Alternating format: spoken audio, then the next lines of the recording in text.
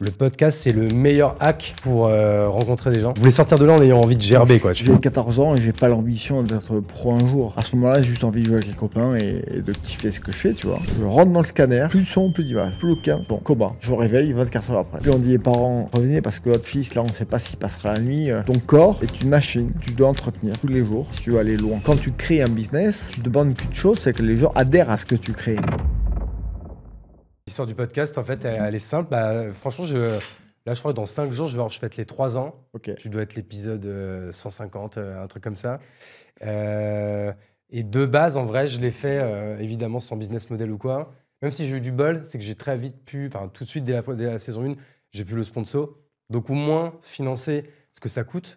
Parce que c'est ça que franchement, les gens, je pense, se rendent pas compte. Mais mis bout à bout, entre moi, le voyage, je viens de Bordeaux à Paris, le studio, le montage, le teaser, la miniature, la personne qui se charge de le mettre sur YouTube, sur Ocha pour le mettre sur Apple Podcast, machin, faire la description, gérer le sponsor. Mis bout à bout, selon les épisodes, tu es entre 700 et 900 euros de coût, tu vois. Donc c'est quand même énorme. Là, je suis à 1 par semaine, mais avant, j'étais à 2 par semaine. Donc tu imagines comme c'était un sacré coup. Et pour répondre à ta question, en vrai, je l'ai fait parce que le podcast, c'est le meilleur hack pour rencontrer des gens. C'est de ouf. Et en fait, pour trouver un prétexte pour parler et du coup créer une vraie relation. Parce que tu crées une relation quand tu fais un call tu vois, nous par exemple, j'ai rien à te vendre, t'as rien à me vendre. Donc au pire, on pourrait se dire, oh, tiens, il m'intéresse, donc vas-y, on se fait un call de 15 minutes. Bon voilà, j'ai ton numéro, on est connecté, mais sans plus. Alors que là, on va parler pendant 1 heure et quart, 1 heure et demie. Et là, tout de suite, tu crées un autre degré de relation. T'as raison. Et là, c'est là que ton réseau, il gonfle, il gonfle, il gonfle. Et puis, bien sûr, je le fais jamais en me disant, tiens, je l'invite parce qu'après, j'ai un truc à lui demander. Mais par contre, si un jour, tu as un truc à me demander ou j'ai un truc à te demander, c'est beaucoup plus facile On a ce lien, de faire on le a lien, ce quoi. lien. Donc, voilà un peu le but Ok, du podcast, quoi. Et pour ceux que tu invites, c'est aussi un très bon moyen de se remettre des histoires, se remettre des contextes, se remettre des mémoires que tu avais oubliées un peu et toutes les questions t'amènent à des choses. Et je n'ai pas fait énormément, mais à chaque fois, c'était ah putain, c'est vrai, c'est passé comme ça. Et c'était assez cool. J'aime bien Tu vois, en fait, moi, je t'ai découvert, du coup, je te le disais avant que ça enregistre, parce que moi, du coup, j'ai mon projet Mont Blanc, là, dont je te parlais, on part dans 2 semaines. Et donc, du coup, j'ai commencé à me préparer dès janvier-février. Je me suis remis à courir beaucoup plus, et je me suis surtout mis à l'Aerox, tu vois, pour vraiment la partie cardio. Tu vois, je fais pas trop crossfit, muscu, renfo. Ça, je le ferai après, mais là, je voulais vraiment ancrer sur... je voulais sortir de là en ayant envie de gerber, quoi, tu vois, pour bien tester et renforcer mon cardio. Et, car le cœur et est un muscle. c'est ça, Le cœur est un muscle. exactement. On oublie trop souvent. Et du coup, tu vois, moi, je t'ai connu parce que des compères qui viennent avec moi sur le Mont Blanc, Olivier Ramel, Louis Marty, Barthélemy Fent. Olivier est en train de refaire nos bureaux, justement. Tu Donc, vois, je tout le parlais monde, ce tu vois, matin. tout le monde dans le réseau. C'est la connexion. Et je les ai vus, je voyais leurs stories à l'Aerox, etc. Et je me suis dit, tiens, c'est vrai que ça a l'air cool. Et c'est là que du coup, je t'ai connu. Et tu vois, tu parlais des podcasts, c'est là où je t'ai vraiment connu et où j'ai trouvé le parcours hyper inspirant de ouf. Et j'avais vraiment envie de discuter avec toi. C'est le podcast que tu as fait avec Bart, tu vois. Ok. Comme quoi, dans les podcasts, je trouvais ça trop cool ce que tu étais en train de construire en France avec la branche Aerox, tu vas nous en parler, etc., en te suivant sur Insta. Et tu vois, j'ai vraiment découvert le personnage qui m'a inspiré de ouf dans le podcast, parce que dans le podcast, c'est pas de l'éphémère, tu vois, on se pose, on parle plus lentement, on rentre plus dans le détail, on a moins le regard des gens, tout Bien de suite, sûr. parce qu'en fait, on pense pas, quand on parle, on pense pas aux auditeurs, aux auditrices qui écoutent, donc c'est ça qui est sympa, quoi. Et écoute, ravi.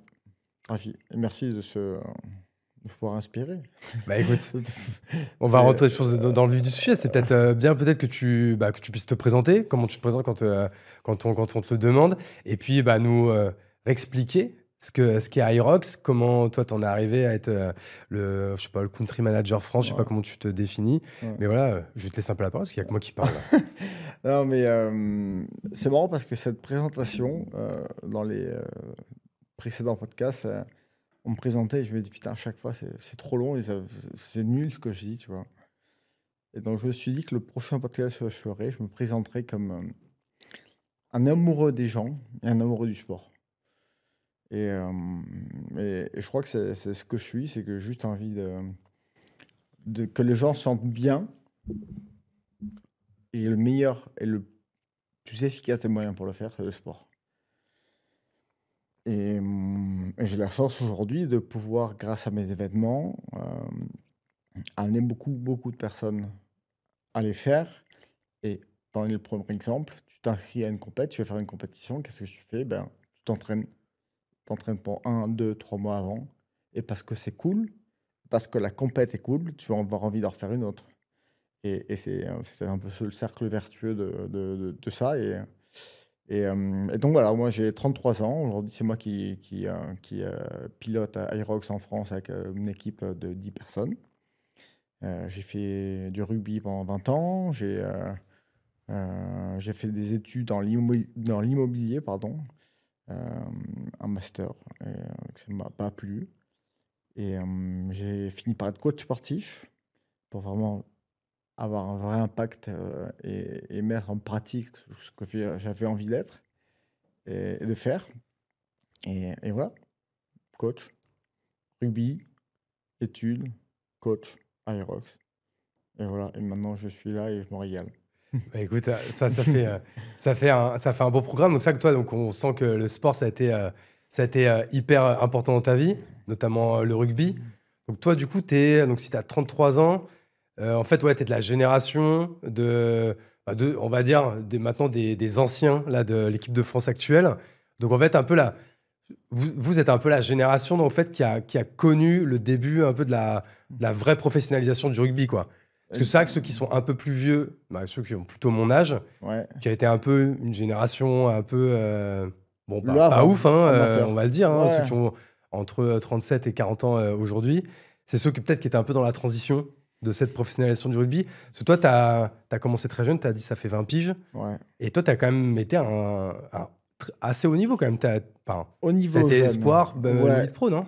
limite pro, limite, c'est ça, espoir au Racing. Il a manqué peu pour que je bascule en pro. Ça s'est pas fait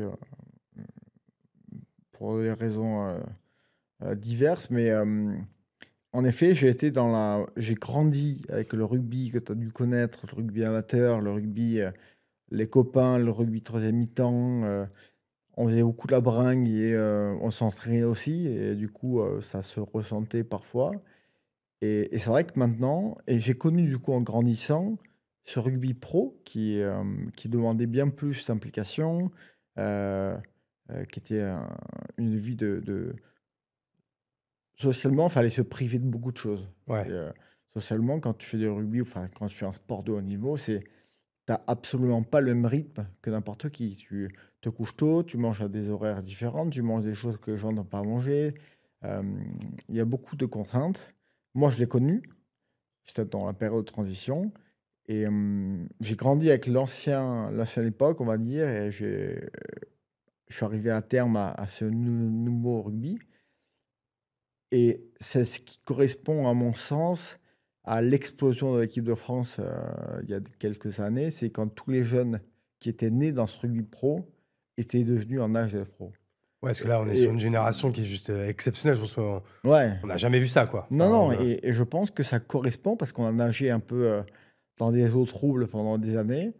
Et au moment où les jeunes sont passés à 18 ans, les Ntama et compagnie, ces mecs-là, ils sont nés avec l'ambition d'être pro. Enfin, on a tous voulu être pro petit, mais eux, ils sont nés avec une discipline et peut-être, je pense, à moindre égard qu'on a pu connaître et ce qu'on avait envie de faire nous avant. Je dis ça en regardant, je sais, je suis pas sûr et certain que ce soit ça, mais en tout cas, ça peut correspondre en tout cas. ouais, ils Je les avaient vois des codes différemment. que vous aviez pas forcément. Des codes qu'on commençait à avoir, certains l'ont eu, et certains à qui j'ai été l'ont eu, et du coup, ils s'en sont très bien sortis.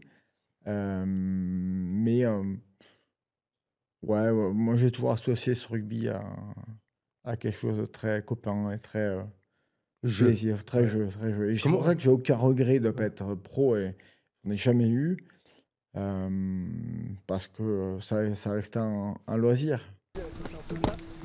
Gravir le Mont Blanc avec 15 entrepreneurs, c'est le projet fou dans lequel je me suis lancé. Mais comment réunir tout le monde facilement et gérer la logistique? C'est la question que je me suis posée et une chose est certaine.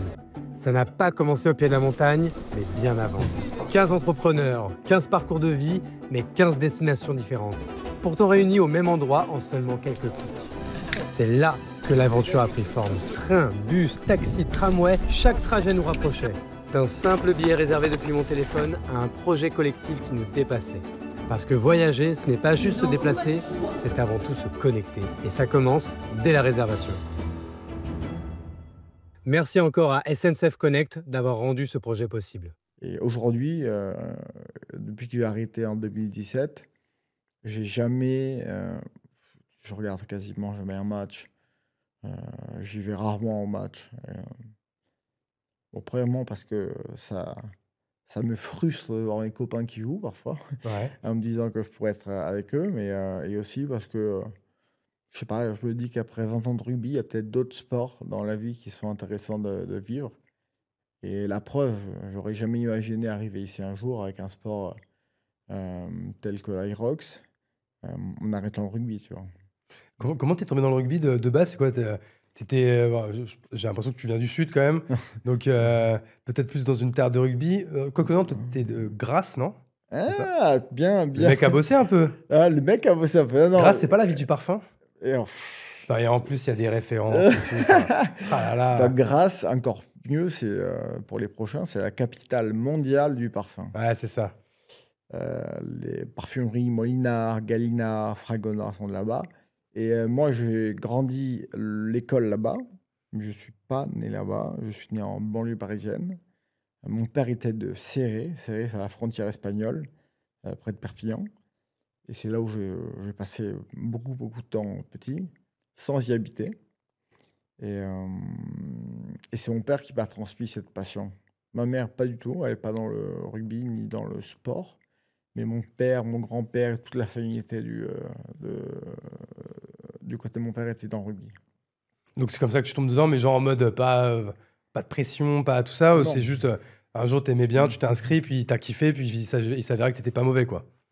Et c'est ça. Mon père m'a jamais dit fais-le. J'ai fait 15 sports avant, je pense. J'ai fait tous les sports qu'on peut essayer petit. Et un jour, il m'a dit bon, tu veux pas essayer ce sport-là? Et en fait, bah, c'était cool. Les copains, on est dehors, mais j'étais pas trop mauvais, donc on prend. Bon, et même si j'ai envie qu'on arrive très vite à la période Irox et qu'on en parle de tout ça, je pense que quand même c'est intéressant quand même pour quand même cerner le personnage parce que c'est quand même un truc important de ta life quand même. Et puis bah, de toute façon, on voit que tu as baigné quand même dans le sport parce que même si t'es pas passé pro, tu as quand même été quand même, t'as joué au haut niveau. Donc avec quand même si vous aviez peut-être pas la discipline dont tu parles là, de toujours bien bouffer, de pas trop se mettre de parpaing après les matchs, etc. Tu peux redonner quand même un petit peu ton parcours et comment en fait, t'en as arrivé à faire du rugby et à arrêter du coup en 2017? Alors moi, quand j'ai grandi, à 15 ans, j'ai pris la décision, à 14 ans, de partir au Stade français, en jeune, pour essayer de voir ce que c'était un grand club. Du coup, je me rends au Stade français et je me rends compte très vite que j'ai un potentiel intéressant. Je joue très vite en première équipe première, je joue très vite, je suis repéré très vite, ça parle de moi. Mais j'ai 14 ans et j'ai pas l'ambition d'être pro un jour. À ce moment-là, j'ai juste envie de jouer avec les copains et de kiffer ce que je fais, tu vois. Et, et au final, quand tu vois que les gens pensent à toi, parlent de toi, tu commences à te prendre un peu au jeu et te dire ah putain, il y a peut-être un truc à faire, tu vois. Mais sauf que moi, j'étais un désintéressé total des études à l'époque. Et c'est marrant parce que de ma sixième à ma quatrième, je suis passé en mode 10, 10, 10, 10. Quatrième, bordel total, ça redouble. Et j'ai la chance en quatrième, donc je dois avoir 14, Ouais, 15 t'as ans. 14 piges. Ouais. On me dit, il y a un pôle espoir rugby, donc c'est les meilleurs joueurs de chaque région qui sont dans le pôle espoir. C'est un lycée, c'est un internat.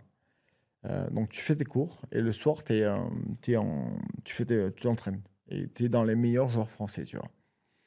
Et on me dit ça au moment où je redouble ma première quatrième.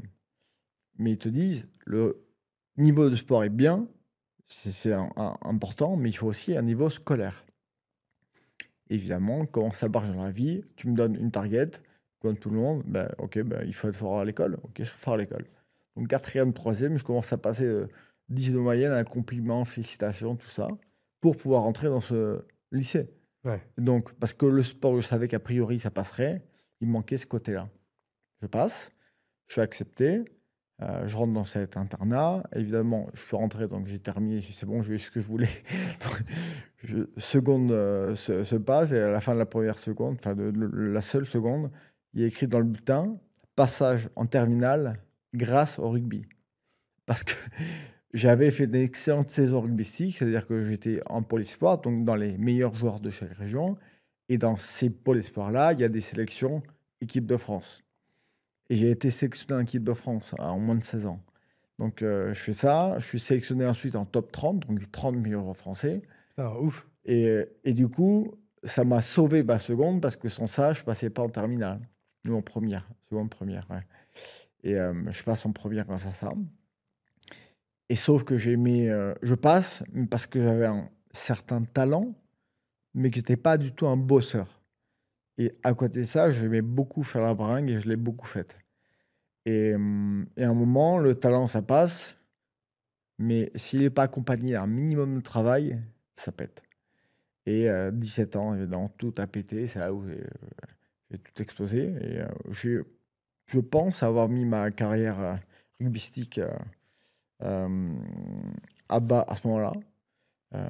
Parce que tous les mecs avec qui je jouais à l'époque, aujourd'hui, sont soit pro, soit en équipe de France. J'étais dans les meilleurs de cette génération-là. C'était un fait, hein, c'était pas du tout pour me la raconter ou quoi, mais c'était le fait. Mais sauf que il y a deux types de personnes. Tu as ceux qui ont du talent et qui bossent pas. Tu as ceux qui ont. Il y a trois types de personnes. Ceux Ouais. qui ont du talent et qui bossent pas. Je l'étais. Ça passe. À un moment, ça pète. Tu as ceux qui ont du talent et qui bossent. Ça C'est-à-dire passe les meilleurs, et ça ouais. explose. C'est les meilleurs. Et tu as ceux qui bossent, qui n'ont pas forcément de talent, mais parce qu'ils bossent beaucoup, ils arrivent à compenser et à aller un peu plus loin que ceux qui ont que du talent. Ça ne seront pas les meilleurs, mais ce seront de très bons joueurs. Moi, j'étais la première catégorie. Et du coup, j'ai explosé en vol. Et soit, euh, je me rappelle parce que j'en ai parlé récemment, mais il y a un des coachs au Stade français qui me dit, Jean-Paul Dissoir, je me rappelle encore, il me voyait gâcher un peu mon avenir rugbystique et tout ça. Et puis, il m'attrape un jour à l'entraînement devant tout le monde et il me met devant. Il me dit, mais Max, mais tu te regardes. Et là, je vais épargner les noms qu'il a pu dire, mais il m'a vraiment pris comme un père aurait pris son fils de façon assez virulente. Et moi, ça m'a plu, en fait. Et ça m'a remis les idées en place. Et du coup, je me suis remis 1 an et demi après à repenser à une carrière pro. Qu'est-ce que je fais pour ça? Je décide de partir du Stade français, auquel j'ai fait 7 ans, et je pars jouer au Racing Métro. Et là, je rentre en espoir. Mais le Racing, il ne voulait pas de moi. Ils n'allaient pas chercher un joueur comme moi qui sortait de nulle part. Donc je leur ai dit, écoutez, c'est simple, les amis, je viens, je ne demande rien, je veux pas d'argent, je veux pas être titulaire, je veux juste m'entraîner avec vous, et si c'est cool, vous me faites jouer. Et il se trouve que euh, je passe de remplaçant à titulaire sur la saison, et qu'à la fin de saison, on finit champion de France en espoir. Et du coup, apothéose de ma carrière rugbystique. Je passe 1 an au Racing Métro dans un centre d'entraînement flambant neuf au Plessis-Robinson. On est champion de France. Je m'entraîne avec des pros. Alors, ceux qui connaissent, avec Roi de Martin Hernandez qui joue avec nous, enfin, des mecs assez intéressants. Euh, et, et je me dis, bon, j'ai 1 an, il me reste une deuxième année d'espoir pour essayer de faire le mieux, et encore mieux que maintenant, pour choper un contrat pro derrière. Sauf que cette année-là, il y a eu des réformes au niveau de la fédération. L'année des espoirs perdait 1 an. Donc, au bout d'1 an, terminé, bonsoir, chercher un club ailleurs. Parce que plus d'espoir. Donc, soit tu es pro au Racing, soit tu cherches un club en Pro D2, Top 14 ou ailleurs. Et j'ai un agent qui me trouve un club en Fédéral 1 avec des ambitions, le club de Aix-en-Provence, Fédéral 1, c'est quoi? C'est la division 3, c'est quoi? Division 3, pardon. Ouais. Division 3, avec des ambitions de monter en Pro D2, Division 2. J'y vais. Mais je me rends compte aussi assez vite que les études, il faut que je les garde près de moi parce que, a priori, je suis bien parti, mais j'ai un peu été dans un ventre mou. Là, ça repart. Mais on sait jamais. Je pense pas que. Je suis pas certain à 2000% que je vais être pro. Donc, il faut que je garde un peu d'études. Donc, je descends à Aix en leur disant clairement, je viens chez vous si jamais l'école, le DUT que je voulais faire est validé. Ok, pas de souci. Je descends à Aix. Mois de juillet, j'arrive. Donc c'était fin juillet ou mi-juillet, c'était la reprise de l'intersaison.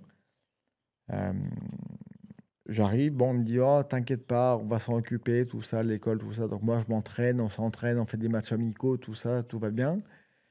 Fin juillet, bah non, l'école est fermée, donc là, il n'y a plus de. On ne veut pas dire, on verra ça à la rentrée, septembre. Je m'entraîne encore en septembre, en août. Septembre arrive, je dis, bon, les gars, on fait comment là? Parce que là, on est début septembre, la rentrée va arriver, je sais pas où je vais, je sais pas quelle classe, enfin, faut me dire un truc, tu vois. Ils sont encore en train de me mener en bateau, je me rends compte. Je prends la voiture, je vais au DUT, à la fac, je leur dis, bon, les amis, voilà, nom, prénom, je suis censé être inscrit cette année, je joue avec son pro au rugby. Elle regarde la liste, elle me dit, mais monsieur, vous n'êtes pas inscrit du tout, là. Et là, on est full, il n'y a pas de place. Je fais, ok. Aucun moyen de faire. Il n'y a pas de passe-droit, il n'y a rien, c'est fini. Ok, très bien. Je prends mon sac, je sors, je les appelle, je les insulte, je prends la voiture et je rentre à Paris. Et ciao. Ça a été mon dernier instant où je me suis dit, il y a un truc à faire dans le rugby. À ce moment-là, je me suis dit, stop, fin du game, c'est bon, le rugby pro, t'oublies, fais ta vie, tes études, fais ton truc et passe à autre chose. Garde le rugby comme sport de copain, ce que j'ai fait, j'ai joué en Fédéral 2, donc 4e division, mais plus aucune ambition sur aller chercher autre chose. Donc, du coup, t'as continué quand même le rugby, quoi. J'ai joué au rugby, en effet, en Fédéral 2, à Gennevilliers au départ. Et j'ai repris des études, j'ai fini mon DUT, ma licence, j'ai repris une licence en immobilier, puis un master dans l'immobilier aussi. Et ouais, là, ça fini rugbystiquement, c'était juste les copains, s'entraîner, pas d'ambition particulière. Et la vie avance et on arrive à ce jour du 5 février 2017, où sur un match où je jouais à l'époque, là, je vais changer de club, j'étais à Orsay, face à Suresnes. Je prends un coup de genou à la tête. Un coup de genou. Sur quel type d'action? Comment le genou il arrive à la tête là?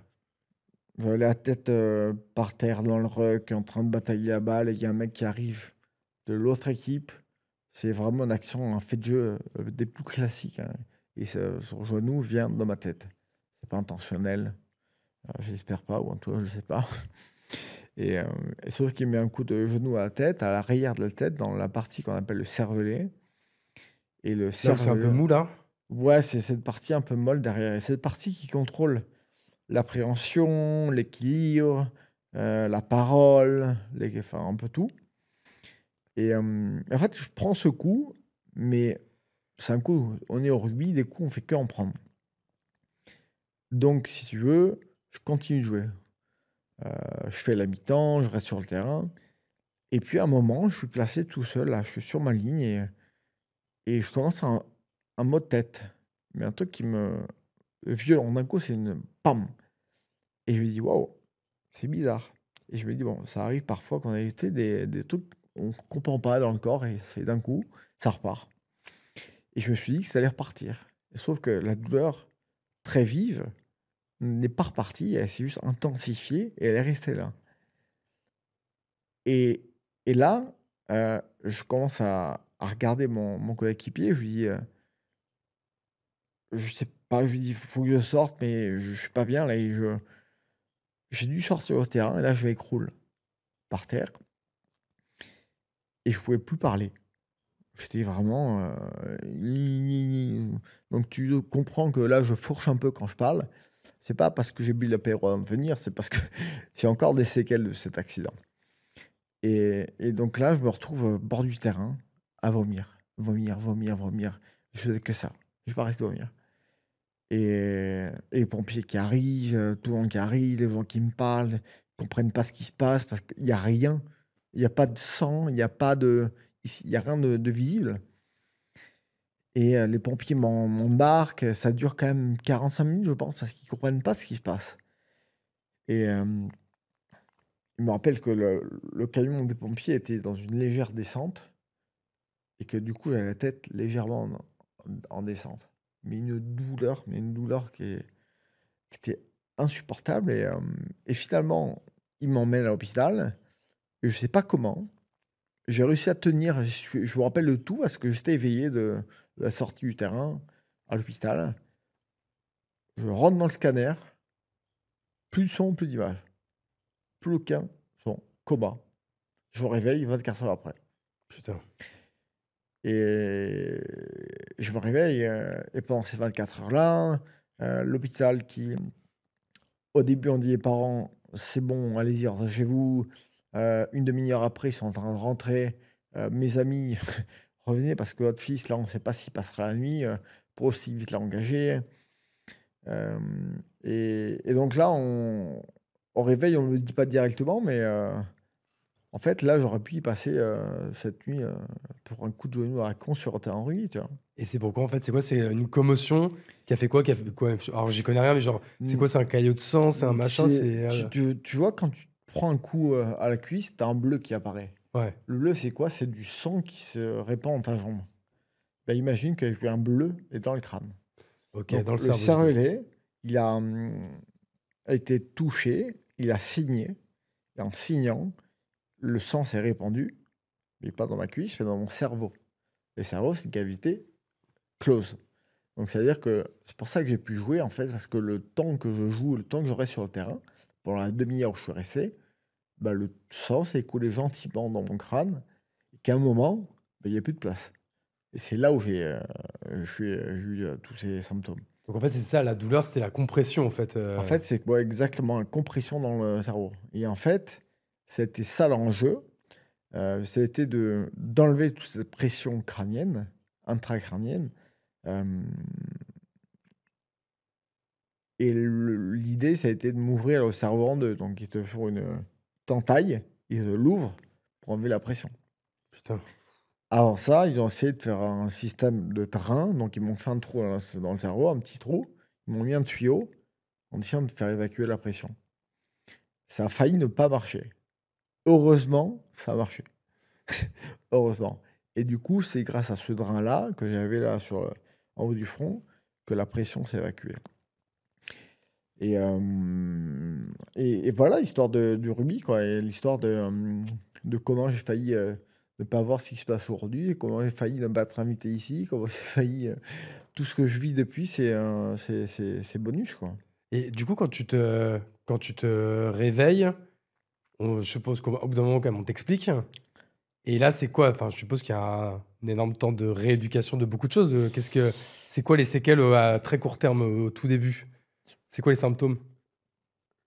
Je me réveille, parole, c'est des mots d'enfant, c'est un bébé qui parle, hein, c'est donc compliqué, alité, donc je pouvais pas bouger, en fait. J'ai vraiment mon corps était immobile, il y a que mon cerveau qui tournait un peu.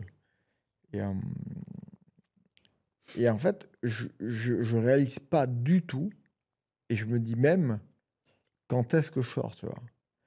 Et j'ai eu une commotion cérébrale l'année d'avant, où là, j'ai pris un coup. Là, j'ai fait une espèce de crise d'épilepsie sur le terrain, la langue qui sort, ça baffe, tout ça. j'ai respecté un protocole et je suis revenu au rugby après. Et cet accident était bien plus euh, visuellement grave et important que cela a été pour le second. Et suite à ça, je me rappelle que bon, j'avais mon collapse sur le terrain, mais que 3 jours après, j'étais sorti. Un jour après, j'étais sorti de l'hôpital et puis j'ai eu respecté un protocole au calme, tout ça. Et je me voyais typiquement avoir la même chose, tu vois. J'avais mon anniversaire d'organiser le samedi, on était lundi, je voyais déjà, je demandais à l'infirmière quand est-ce que je sors. Et c'est là, je me rappelle, c'est ce regard à elle qui me fait comprendre que je n'allais pas sortir assez vite. Et elle me dit, mais monsieur, vous savez ce qui vous arrive ou pas là? Bah ouais, je sais pas, commotion. Monsieur, vous êtes resté là et là pour l'instant vous ne bougez pas. Parce que j'étais en soins intensifs, j'étais sous, je sais plus ce que c'est, soins intensifs, on sait pas, faut toujours veiller à ce qui se passe. Et du coup, voilà, je réalise pas trop et puis, je crois que j'ai pas envie, j'étais bien, j'étais peinard, j'étais à l'hôpital, mes meilleurs potes sont tous restaurateurs, donc ils m'ont ramené les meilleurs plats qu'ils puissent avoir. J'avais, je crois que c'est le rugby d'Île-de-France qui est venu me voir à l'hôpital. Les infirmières là-bas, ils ont pété un plomb. Il y avait, autorisé 2 personnes toutes les heures, il y avait, 10 personnes toutes les 20 minutes, tu vois? Et moi, ça me fatiguait beaucoup, hein. J'avais une pompe à morphine, je crois enfin, je suis pas sûr, je crois pas, mais ils l'ont enlevé au bout de 2 semaines. Je me shootais tellement à la morphine parce que j'avais mal et que j'étais fatigué, qu'à la fin, ils m'ont dit: «Bon, les messieurs, là, on va l'enlever, on va vous l'envoyer tout seul, la morphine», parce que, donc ouais, j'ai alité pendant 3 semaines Ah, à 3 semaines, l'hôpital. quand même, c'est énorme. Alité 3 semaines, oui, et donc ce qui est marrant, c'est là, en fait, ce qui est drôle, c'est que quand tu es alité, enfin, en fait, quand tu arrives au plus bas et que tu dois refaire des choses qui te semblaient acquises et basiques, tu comprends à quel point tu as la chance de les faire. Et quand tu passes 3 semaines à l'IT et tu sais plus parler, tu sais plus marcher, tu sais plus, en fait, la première chose, c'est de s'asseoir. Donc j'ai dû m'asseoir et rien que s'asseoir, c'était compliqué. Alors quand tu es allongé pendant 3 semaines, le fait de te redresser, ton corps il est pas OK. Ton système, interne, ton réinterne, elle est pas OK, tu vois? Donc c'était, vomissement, je m'assois 10 secondes, je rallonge, puis ainsi de suite, et du coup, chaque petit pas est une victoire. S'asseoir, c'est une victoire. Faire 3 mètres dans un couloir sans vomir, c'est une victoire. Dire 3-4 mots, c'est une victoire. Et je crois que j'ai gardé ce truc de je suis conscient de ce qui m'arrive tout le temps et je suis heureux, et je sais aussi que d'autres ne peuvent pas en dire autant. J'ai eu la malchance de, un an avant mon accident, de perdre un très bon ami à moi sur un terrain de rugby. Le mec, il avait 25 ans, tu vois? Et ce mec-là, il a son accident sur le terrain, il décède, il décède. À cause d'un pareil, Lui, d'un c'est un coup? problème au cœur qu'il a eu, OK. mais sur le terrain, tu vois? Mais l'histoire, c'est qu'il décède, il décède. Il a pas de chance. Il a pas de une micro chance de s'en sortir, pardon. Il décède, et donc quand toi, tu te sens chanceux, quand on te dit: «Là, ce soir-là, mec, tu as failli y passer, mais tiens, tu as une seconde chance», en fait, ben, OK, fine, très bien, merci, je prends. Je prends ça et j'en ferai très, très bon usage. Merci. Et c'est comme ça que j'avance depuis lors, et je me régale, et c'est cool. Ah bah, écoute, franchement, ouais, il va falloir, du coup, avancer, du coup, après cette histoire, parce que, du Ouais, coup, c'est vrai qu'elle est, bah, elle est ouf, et en plus, même la manière dont tu la racontes, c'est je pense que c'est vrai qu'en effet, on se rend pas compte. Là, donc 3 semaines alité, mais même, je suppose que même après, je sais pas combien de temps après pour, reparler, normalement, pour recourir, pour, refaire du sport. Je suppose qu'on c'est des semaines, des mois? c'est des mois, ouais, tu vois, reparler normalement, aujourd'hui, je parle pas normalement. On est 8 ans après. Mmh. L'équilibre, je l'ai pas encore. Parfois, tu vas me voir, tu dis: «Eh Max, Je vais tourner, je vais être à 2 doigts de je trébuche, tu vois? Il y a plein de choses que je n'ai pas. Ah, d'où les Entre roulettes sur ton vélo là quand tu es arrivé, ouais. il m'a cramé. Non, non et ouais, il y a plein de trucs qui sont pas revenus, qui m'empêchent pas de vivre. Le tout, c'est toujours, je suis dans la position d'un mec qui naît avec un bras en moins. Un mec qui naît avec un bras en moins, bah, il naît avec un bras en moins. Il apprend à faire sans bras. Il aura qu'un bras. Mais il va le faire toute sa vie, il va le faire. Il va pas s'arrêter de vivre parce qu'il a un bras en moins. Moi, je suis, rené avec des séquelles, des choses en moins que je n'ai plus par rapport à avant. Mais c'est pas pour autant dire que je n'ai pas autre chose, tu vois? Et c'est juste ça, c'est accepter que, les choses ne soient pas forcément comme on le veut et voir les forces qu'on peut avoir ailleurs, tu vois? Et et ces forces, elles sont diverses et variées et il faut aussi se connaître et expérimenter, il faut essayer tout, plein de choses. Et pour revenir à ta question, après l'hôpital, j'ai fait, 4 mois de rééducation en centre. Donc en centre, c'est, tu passes une semaine, en internat encore, mon deuxième internat de ma vie, où tu, fais, de la kiné, tu fais de l'ergothérapeute, tu fais de la psychologue, tu fais de la piscine, tu apprends à parler avec un orthophoniste, tu réapprends à vivre. Toi, tu quel âge à ce moment-là? Tu as 20 piges? Non, non, j'ai 27. Ah oui, OK, ah oui, parce que c'est après quand tu le faisais en amateur, OK. Ouais. OK, ouais, donc 27 ans en plus, fleur de l'âge et cetera. Enfin, même si ça, il faut que ça t'arrive à 0 âge, Ouais. à 27 ans, ouais, tu as Et je crois que c'est mieux, je pense, tu ouais, tu vois? penses que c'est mieux que d'avoir ça à 27 piges avec un peu Ouais, déjà de maturité, ouais, ouais, plutôt que jeune à 17-18 ans? ouais, Où là, tu dis: «Putain, mes rêves, s'envolent» et ouais, cetera, ouais, de ouf. Ouais, je me suis dit qu'en fait, j'avais vécu mon adolescence, j'avais vécu tout ce que je voulais vivre, dans cette première partie de vie et j'étais assez, content de pouvoir, faire autre chose derrière. Du coup, non, c'était bien. et donc du coup, je suppose que très vite, le sport va avoir une place importante dans cette rééducation et dans cette, Second Life. C'est ça. C'est ça le sport qui a été en fait pas de suite, mais j'ai essayé de comprendre en fait qu'est-ce qui m'anime dans la vie, qu'est-ce qui m'a toujours animé. L'idée c'est cool de faire un métier qui, te ressemble et dans lequel tu as une plus-value à apporter. Moi ma plus-value, c'est pas l'immobilier, c'est pas l'économie, c'était pas, il y avait plein de choses que je savais pas faire. J'étais admiratif de mes potes qui rentraient dans des boîtes et qui, bossaient dans des digital, ou brain content ou marketing ou sur sales ou je sais pas quoi, ce truc que je pouvais pas faire, tu vois? Parce que le produit, le service ne me plaisait pas et j'arrivais pas à me convaincre de ça et donc j'ai cherché le pourquoi de qu'est-ce qui allait m'animer, tu vois? Je savais pas comment j'allais le faire, il fallait que je trouve déjà l'essence de ce qui m'anime et le sport est arrivé après, moult et moult réflexions et le covid qui est passé par là, donc tu as le temps de réfléchir comme calmement et l'accident, le covid, tout ça, bref. Le sport, a priori, j'en ai fait toute ma vie. Le sport, a priori, m'a fait connaître le haut niveau. Le sport, a priori, m'a fait connaître mon accident et le sport, depuis que je suis sorti de l'hôpital, c'est ce qui me permet de me tenir en vie. Là, on parle de, 3 ans après l'accident et le sport a été très présent après l'accident parce que c'était la seule chose qui m'a permis de me ressentir vivant. Quand tu es en rééducation, tu es au milieu de personnes qui ont, des séquelles bien plus lourdes que toi et hem et le sport, c'était mon échappatoire, le moment où je pouvais vraiment, me ressentir moi-même, sentir mon corps et me réapproprier mon corps qui était, lésé, qui était, plein de séquelles et bouger, faire du sport, le mouvement qui m'a permis de revenir et du coup, à un moment, je me suis dit: «En fait, mec, le sport t'a tout fait connaître». Le haut niveau, le niveau un peu moindre, les émotions, les champions de France, les copains, la famille, l'aventure, tout ce que tu as vécu, l'accident et tu sais que ce sport-là t'a permis de revenir après l'accident.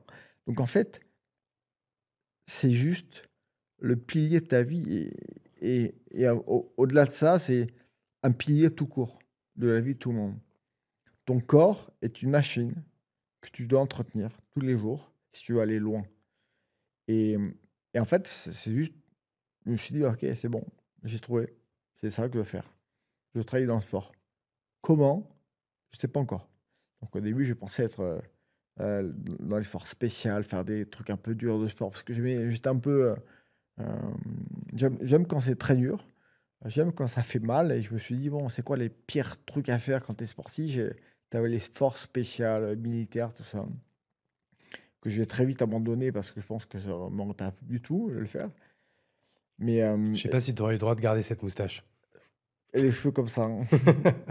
Et du coup, non, mais et l'idée, c'est que, bon, bah, je dis, bon, ok, bah, je crois que je vais faire un truc. Comment tu donnes aux gens, la façon très simple de donner, c'est être coach sportif. Mais coach, pour moi, j'avais pas l'image d'un coach, je trouvais pas ça cool. Pour moi, j'avais un coach muscu dans une salle de sport un peu badante. Et moi, la musculation de base, c'était pas mon sport. Au rugby, on fait de la muscu pour être meilleur au rugby. Le sport, c'est le rugby, mais tu fais du sport autour, des disciplines qui vont t'aider à être meilleur. Donc être coach sportif, coach dans une salle de sport, c'était un concept. J'ai eu un peu de temps à comprendre.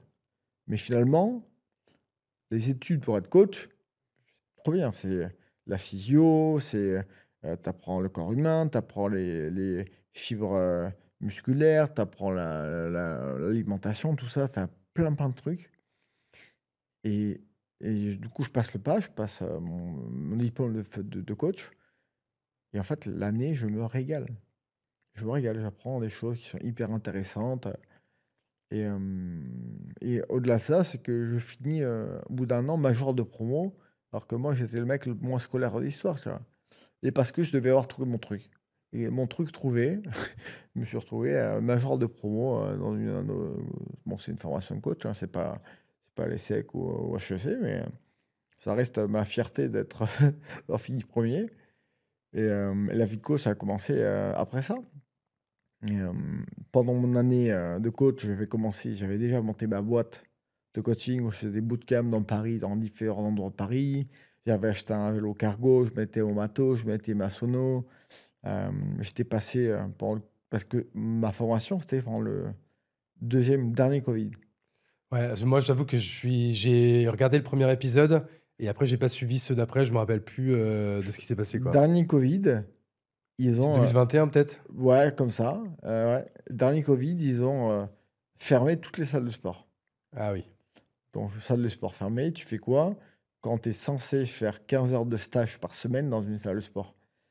Bah, mes collègues de classe qui étaient contents parce que bon, t'étais assez jeune, tu vois. Bah, trop bien, 15 heures à rien faire. Moi, j'ai dit, maintenant, les gars, moi j'ai 28 ans, je suis là pour apprendre un métier, tu vois. Donc, j'ai pas 15 heures de stage, bah, je vais me créer mon stage. Et là, c'est là que j'ai commencé à envoyer un texto à droite, à gauche, qui veut faire des cours de sport. Ça coûte 5 balles dans un parc, c'est à Montsouris.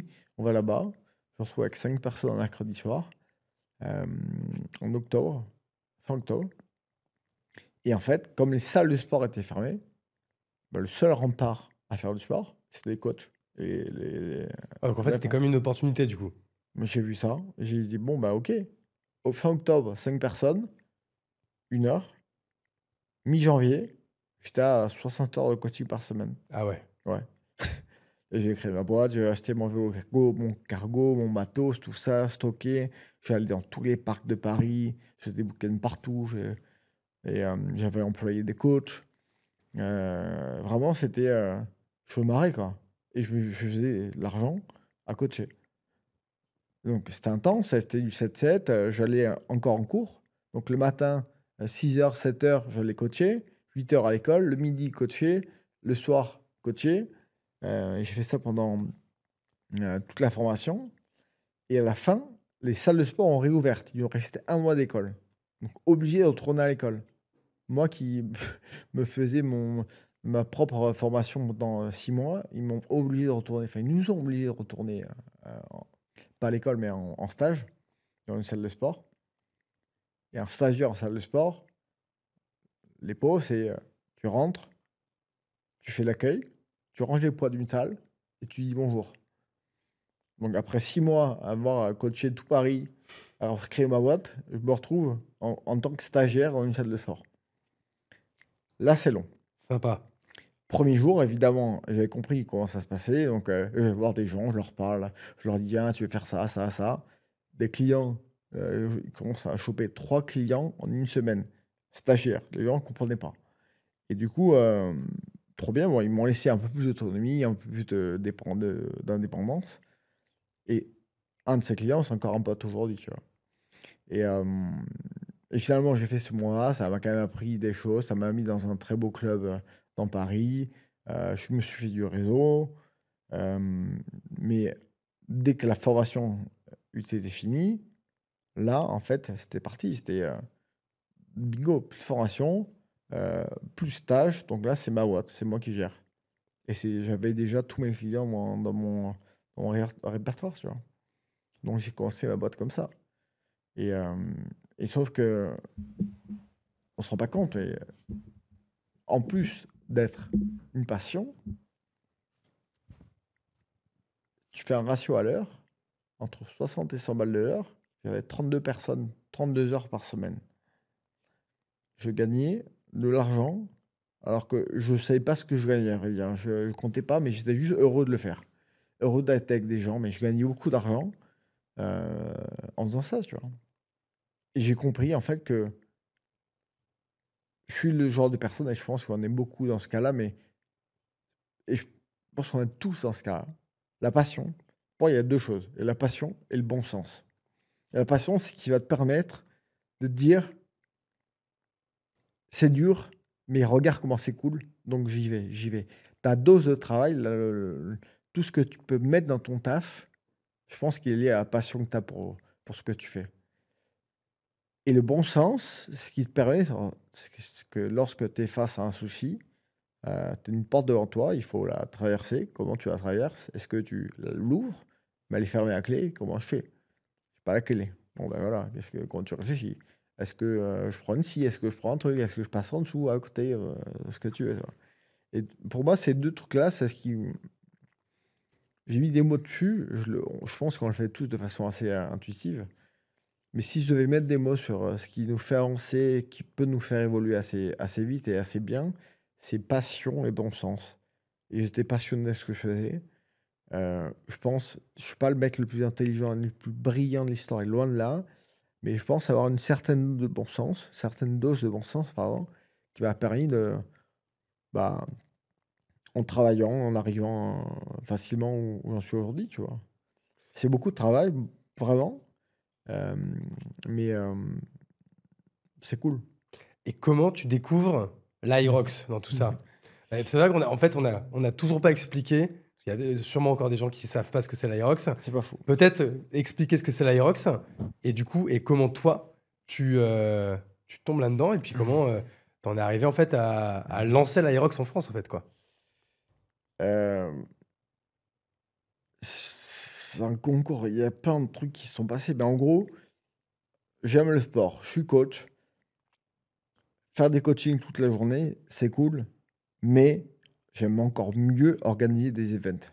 Donc, j'ai organisé des events tout le temps, avoir du monde. Avoir 20 personnes à une séance, ça me faisait kiffer.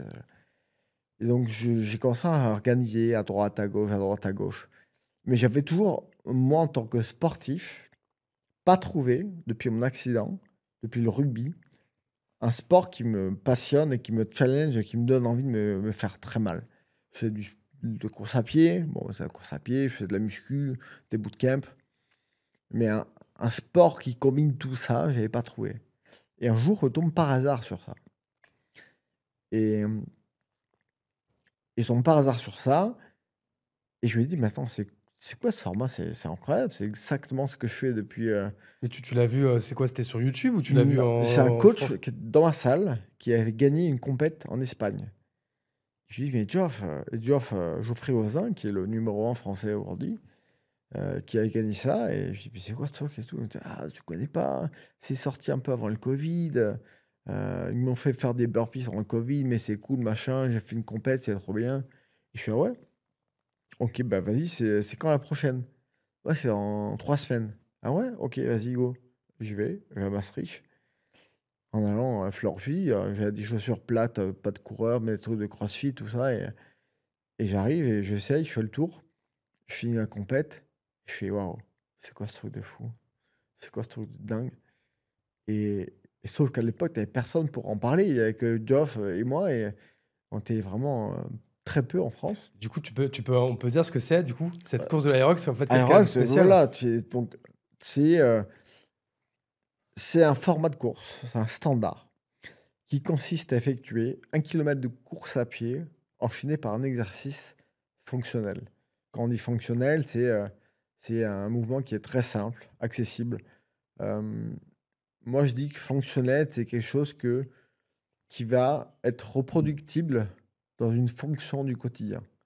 Si je prends le pousser de chariot, par exemple, évidemment, tu ne pousses pas des chariots toute la journée, mais quand tu fais des courses, tu as des chariots à pousser, tu vois. Les farmer carry, tu prends un poids de chaque côté, tu marches sur 200 mètres. C'est très identifiable si tu prends tes packs de course, tes packs d'eau et que tu rentres, tu vois. Donc, tu vois, tous les mouvements sont assez simples. C'est des mouvements qu'on fait quasiment tous les jours avec des proies. Et c'est un format. Donc, un format qui est le même partout, depuis toujours. Donc, c'est 1 kilomètre de course, Un exo, un exo, 1 kilomètre de course, 8 fois. un exo. Exactement. Et donc, en fait, c'est ça, hein, il y a 8 exos plus 8 kilomètres. Ouais, tu commences toujours par la course. Et ouais, course exo 8 fois. Et donc, c'est ultra cardio. Alors, tu peux le faire en solo ou en double. Ouais. C'est pas ultra cardio, c'est cardio, mais pas que.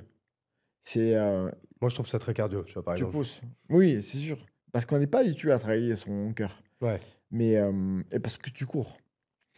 Mais quand je te demande de pousser un chariot à 200 kilos, si t'es que cardio, tu vas avoir du mal. Si tu dois tirer un chariot à 150 kilos, si t'es que cardio, tu auras du mal. 100 mètres de fente marcher à 30 kilos, si t'es que cardio, tu auras du mal. Donc il y a du cardio, mais c'est ça qui est beau, c'est qu'il n'y a pas que du cardio. Il y a aussi de la force et de Il y a de la l'endurance. force, tu as de l'endurance, c'est le format parfait. C'est ce qui m'a fait me dire, mais en fait, cette course, c'est ce que je fais à l'entraînement depuis toujours. Donc, j'avais enfin trouvé, en tant qu'athlète, le sport qu'il me fallait. Mais moi, je découvre ça. Dans ma tête, c'est OK, j'ai trouvé ce qu'il me faut, mais en fait, pour mes élèves, pour mes clients, c'est aussi très bien pour eux parce qu'en fait, ça ressemble exactement à ce que je leur fais faire depuis toujours. Et donc là, j'ai commencé à alors mettre un nom sur ce qu'on faisait. On faisait déjà ça, mais là, je commençais à mettre un nom. Et les réseaux aidants, j'allais faire des compètes, ils me voyaient faire des trucs un peu bizarres, faire des burpees dans des hangars en Allemagne, en Espagne, tout ça. Ça a commencé à intriguer.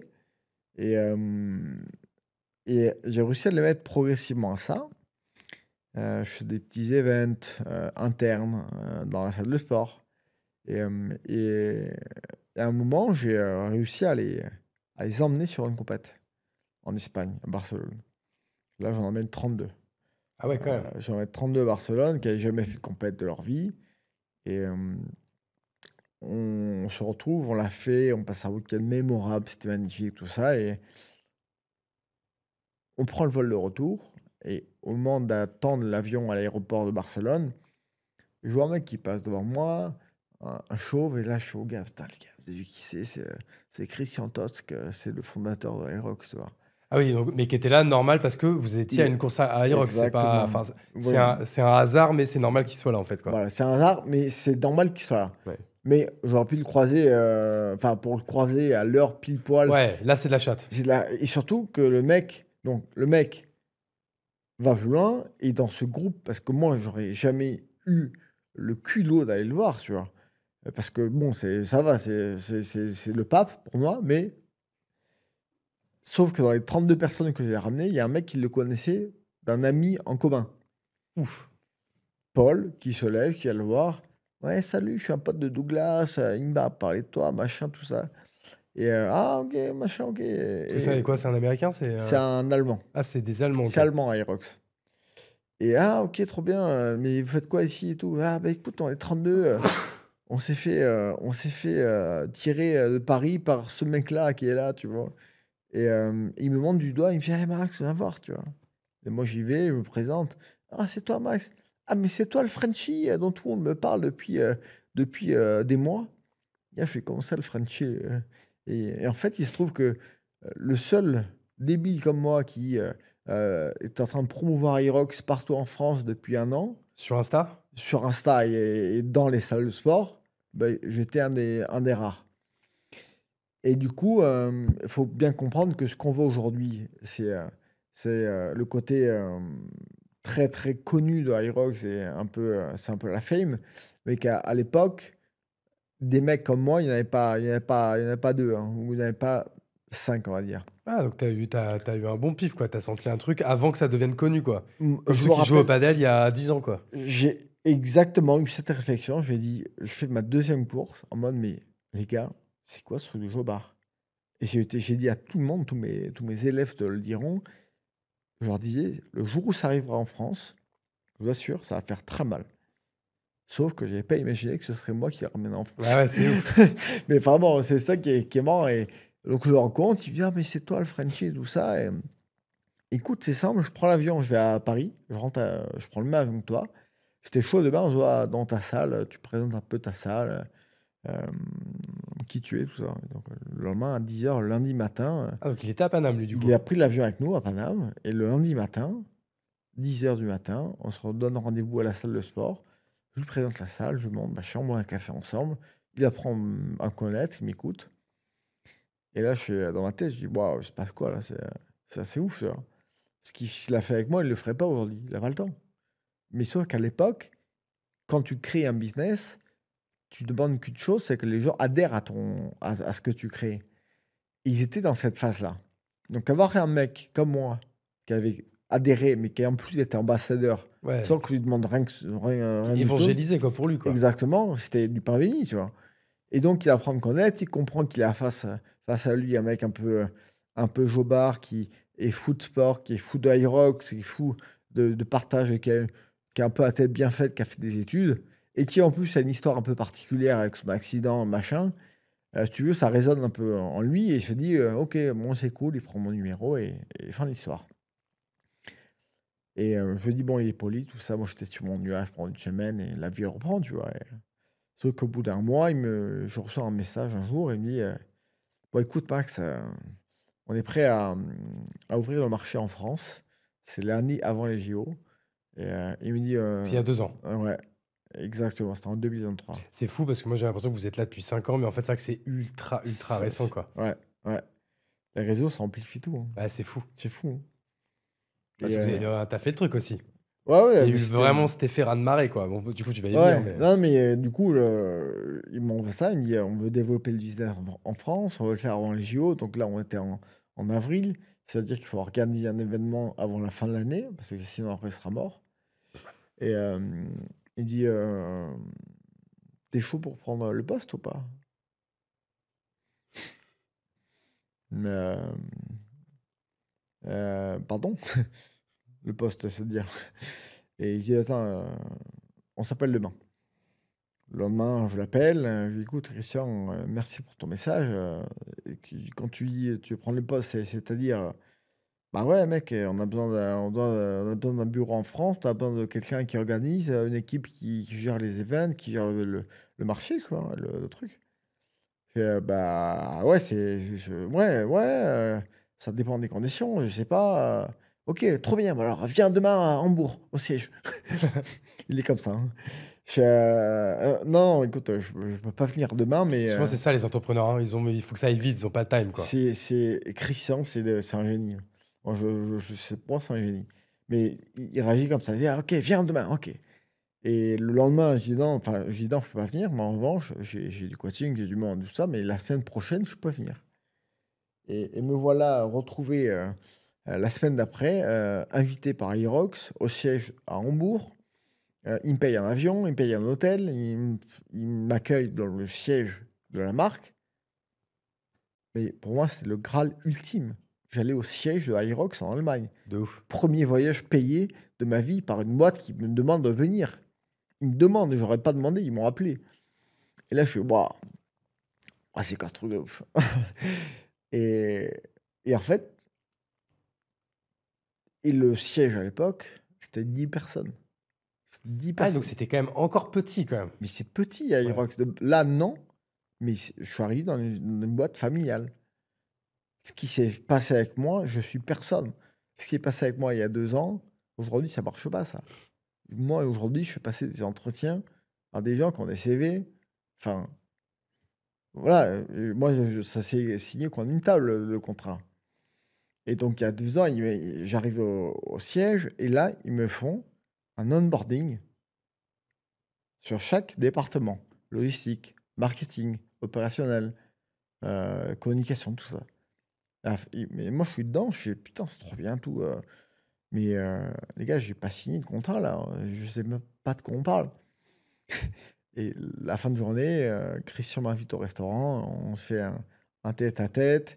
Là, il commence à commander du vin blanc de 2003, des huîtres, avec au caviar, enfin un truc de fou. Et là, je suis en tête-à-tête avec Christian qui me sort le grand jeu et qui me dit bon, un rôle comme le tien, je pense qu'en France, ça vaut autant. Entre temps et temps. Et là, je fais oh, il me parle de contrat là. Il me parle de contrat. Je n'étais pas prêt du tout, tu vois.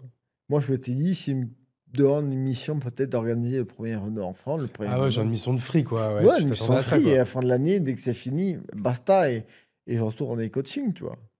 Et là, il me dit, bon, combien tu veux? Ça coûte tout temps et temps. Et ouais, en fait, j'avais pas du tout pensé à ça. Et là, je sais pas comment, ça me vient d'un coup d'un seul, et là, je commence à lui dire, bah écoute, c'est simple, moi aujourd'hui, un coaching, c'est temps. J'en fais tant par semaine. En plus de ça, j'ai ça, ça et ça. Donc, mis bout à bout, si le salaire que je voudrais, c'est ça, tu vois. Il me regarde, il me serre la main, il me dit, deal. Oh putain, trop bien. Je fais, et là, en fait, je fais, waouh, je viens de signer mon premier CDI. Eh, j'y étais, regardez, j'ai les larmes aux yeux, quoi. Oh Je suis ému, j'aime bien ces histoires. J'ai signé mon premier CDI Trop bien. En Allemagne. On me serre la main, un Allemand qui m'a juste fait confiance comme ça. Et, et voilà l'aventure qui commence. Premier orga, et ça revient à ce que tu disais tout à l'heure. Donc, je suis choisi. Ils choisissent une Océane qui est là depuis le début, qui est juste incroyable. Elle s'occupe de toute la billetterie. C'est un bar armé. Elle est vraiment incroyable. Héloïse, qui est aussi là depuis le début, qui fait du marketing, qui fait un travail de fou. Tout de suite, t'as une team. On est 3. Ouais. Héloïse arrive plus tard. C'était une de mes élèves dans ma salle de sport. Je savais qu'elle bossait chez R2, qu'elle faisait un peu de RP, de tout ça et de marketing. Et je suis allé la chercher de chez Puma. C'était une agence qui traitait Puma. Donc, Océane qui a commencé avec moi au 1er août. Et Héloïse qui est arrivée fin septembre. C'est de coïncidence parce que Puma, ils mettent beaucoup de thunes sur l'Aerox en ce moment, non? C'est pas de coïncidence, mais je me suis dit, bon, elle connaît la marque. Là, il faut des gens qui sont un peu onboardés Ok. parce que sinon, j'ai Faut gagner du pas temps, le temps, grave. Et du coup, on commence comme ça. Et avec Héloïse, très vite, on se dit, bah écoute, là, personne ne nous connaît. On se met à une terrasse de café, on parle de Aerox. Je pense que sur 100 personnes, t'en as 0 qui te disent, je connais. Bah ouais, il y a 2 ans, Il y a clairement. 2 ans. Et du coup, on s'est dit, meuf, dans 2 ans, il faut qu'à la même terrasse de café, sur 100 personnes, dans les 80 qui t'en parlent, qui te disent oui. On l'a pas fait dans cette terrasse de café. En revanche, on le fait en soirée. On le fait dans nos bureaux, on est en cowork. On a lancé Paris il y a quelques mois. La cuisine du cowork, on lance à 13h, à l'heure du repas. Tout le monde était dans le cowork en train d'avoir des places Aerox. Et nous, on était à condition. Ils ne savaient pas que c'était nous. Nous, on était dans les mêmes bureaux qu'eux et on les voyait tous. On fait, mais c'est quoi ce délire? Il y a 1 an encore, personne n'aurait fait ça. On aurait parlé à des professionnels et pas des sportifs de Aerox. Personne ne connaissait. T'as tout l'immeuble de chez Morning qui se met à trouver des places. C'est le bordel, j'ai pas de place et tout. C'était quoi votre stratégie? Parce que c'est ça que quand on part enfin, vous partiez donc d'une page blanche. c'est quoi les... Et en plus, vous êtes que 3. Je suppose qu'ils vous donnent du budget, mais ils vous donnent pas non plus des millions d'euros. Donc, comment on fait la chose de la manière la plus maligne possible pour, en fait, faire naître cette hype? Donc là, c'est plutôt la partie qualitative, mais aussi ce côté quantitatif. Parce qu'en effet, comme tu le dis aujourd'hui, alors, dans nos milieux très citadins, trentenaires, etc., en effet, aujourd'hui, je pense que plus de la moitié des gens, ils connaissent la marque Aerox. Même s'ils n'en ont pas fait ou quoi, ils ont forcément vu quelque part. Mais ça a été quoi la première pierre? Comment vous avez lancé ça? Ça a été quoi la stratégie? Très simple. Aller voir les salles peut-être? Bah, c'est une des parties, mais les salles, c'était plus facile parce que tu as des sportifs. Nous, ce qu'on voulait, c'est toucher tout le monde. Aerox, c'est absolument tout le monde qui peut le faire. Donc, il faut absolument toucher tout le monde. Donc, on s'est dit, bon, en fait, en tant que coach, je sais, réunir des gens autour du sport, c'est hyper facile. Et je le fais depuis toujours. Depuis que je suis coach, j'organise toutes les semaines des séances avec des gens, des potes, des machins. Ramène tes potes, ramène tes copains, ramène tes copines. On faisait que ça tout le temps. Le but est de s'entraîner ensemble. On va plus boire des coups ensemble. En revanche, on s'entraîne tous les jours ensemble. Et c'est dur. Et les gens aimaient ça. Donc, je me suis rendu compte très vite qu'avant Aerox, que ce sport était le meilleur facteur de liens sociaux. Et comme ton podcast, moi, c'est le sport. Je savais qu'au sport, je pouvais capter les gens.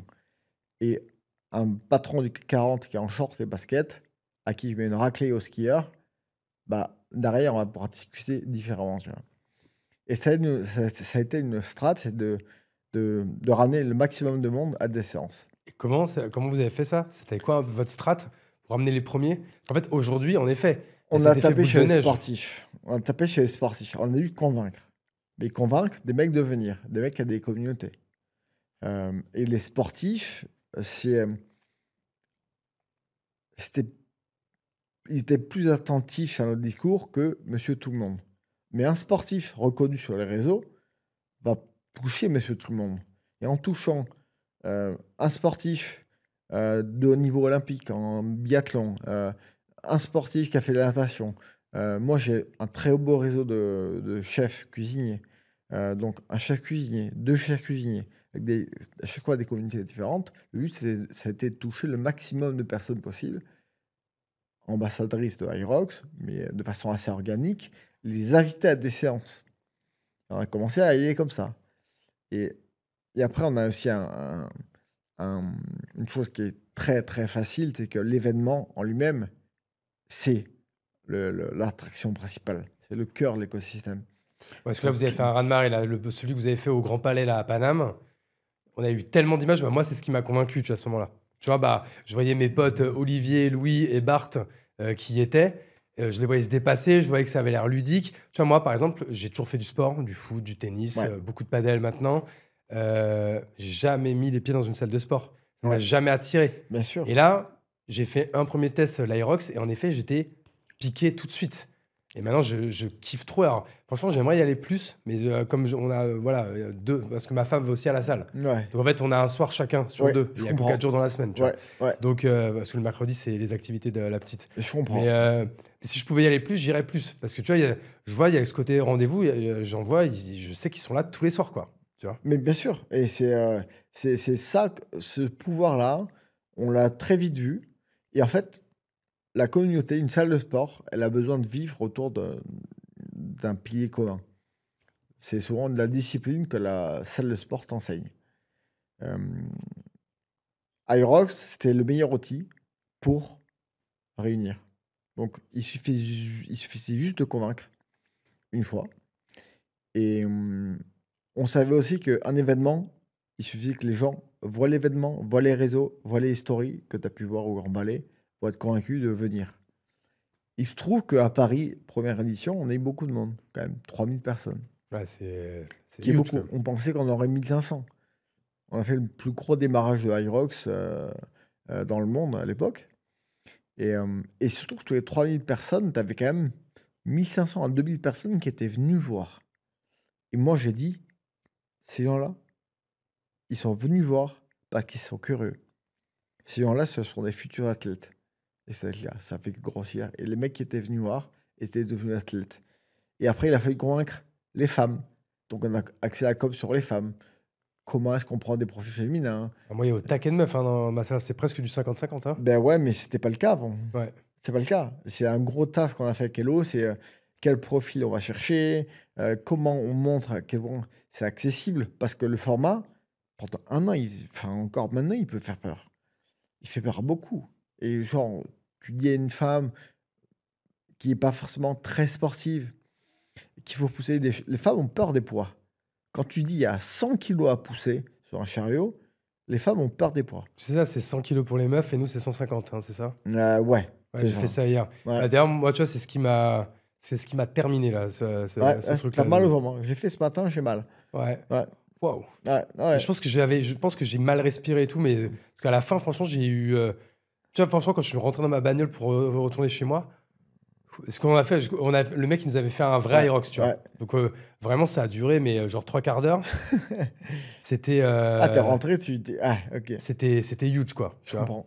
Donc, ouais, vraiment, on a fait vraiment les 8 trucs. On a eu 8 fois. Alors, 8 fois, on était tout seul, donc 8 fois 500 mètres. Et après, les 8 trucs avec les poids, les machins, ouais, les Et- ergots, les skieurs. Combien de personnes il y avait à ta séance? Franchement, on était 3, 6, 12, 18. 18. 18 à une séance. Ouais. Qui font. Et la séance, elle peut t'emmener à une compète. Et donc, nous, les communautés, elles ne se créent pas avec moi. Moi, je crée des communautés un peu plus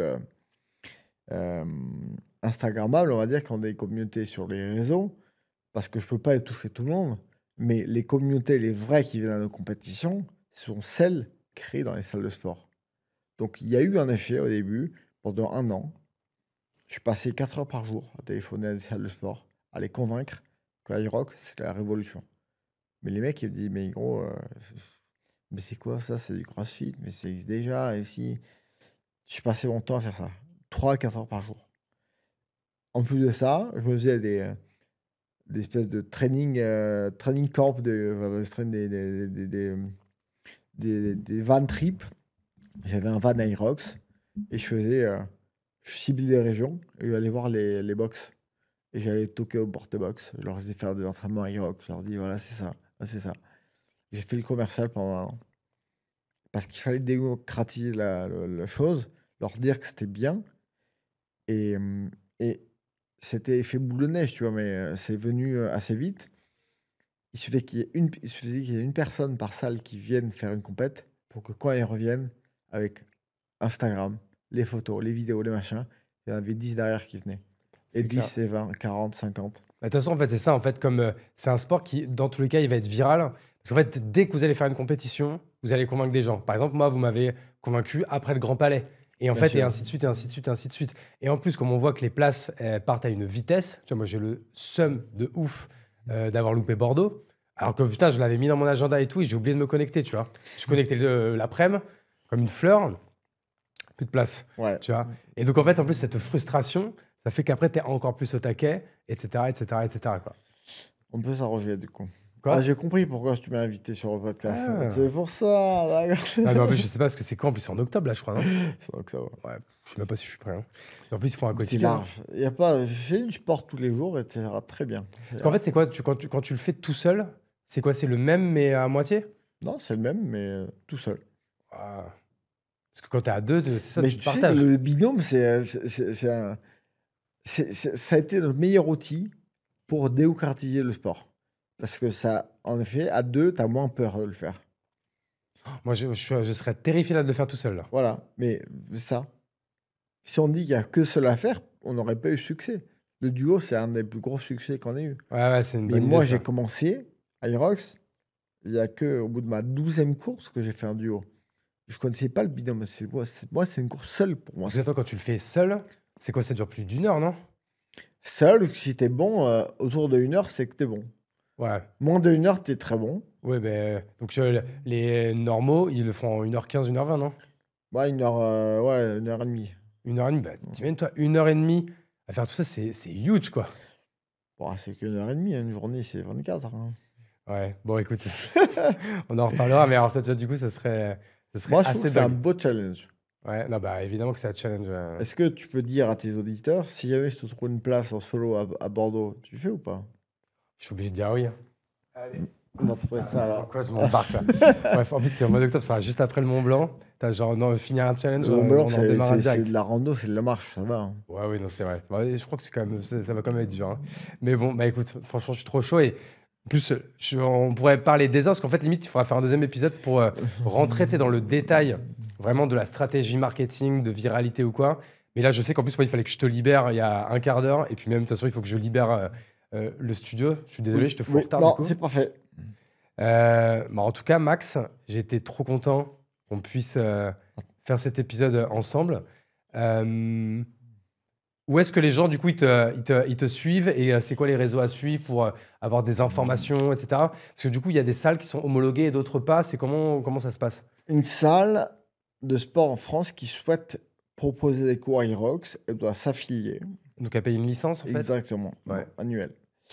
Et donc, des salles affiliées, il y a un annuaire sur notre site iroxfrance.com. Et on a 900 salles aujourd'hui. On avait 12 il y a 2 ans. Il y en a 900 Ouais, c'est aujourd'hui. ouf. Ce taf de fourmi, quand même, que vous avez dû faire là. Là, on était 3 au début. Là, on est ouais, dans 9 et 12, quoi. Ouais, putain, c'est ouf. Et, mais c'est pas pour autant qu'on travaille moins. Ouais. Je sais pas comment ça se fait, mais. Et du coup, Irox France sur les réseaux, Insta. Il n'y a pas de LinkedIn. Moi, c'est Max Villa avec 3 L. Et c'est aussi sur LinkedIn, Maxime Villalongue. Ouais, parce que Max Villa avec 3 L sur Insta, il faut suivre parce qu'en plus, tu postes énormément de contenu. Là, même là, j'ai suivi là, votre dernier délire que vous avez fait où j'ai mis ma petite piécette dans la C'est campagne vrai? Ulule. Ah oui, c'est vrai Ouais. ça. Du coup, je suis dans le groupe WhatsApp, donc j'ai suivi. Tu vas recevoir on va faire une très belle vidéo qu'on va diffuser au Grand Rex. J'adore, j'ai hâte. Et d'ailleurs, ceux qui veulent faire de l'Aerox à Bordeaux, dans la salle 623, vous pouvez m'envoyer une MP. Je crois que j'ai le droit de. Pas de lien affilié ou quoi, mais je crois que je peux vous offrir une séance gratuite pour découvrir.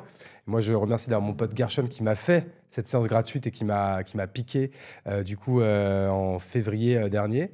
Je vais faire les petites mentions légales de fin. Hein. Merci beaucoup Max, merci beaucoup Podspace qui nous invite dans ce setup, enfin qui nous invite, on paye quand même, hein, mais au moins on est très très bien reçus. Si vous êtes sur YouTube, évidemment, on s'abonne. Si vous êtes en audio, un 5 étoiles, c'est important pour le référencement, ça fait plaisir. Et sur ce, merci Max, vive le sport, vive l'Irox. Testez, vous allez trop kiffer. Et moi, je vous dis à très bientôt dans la Chapelle Radio. Et ciao, bisous!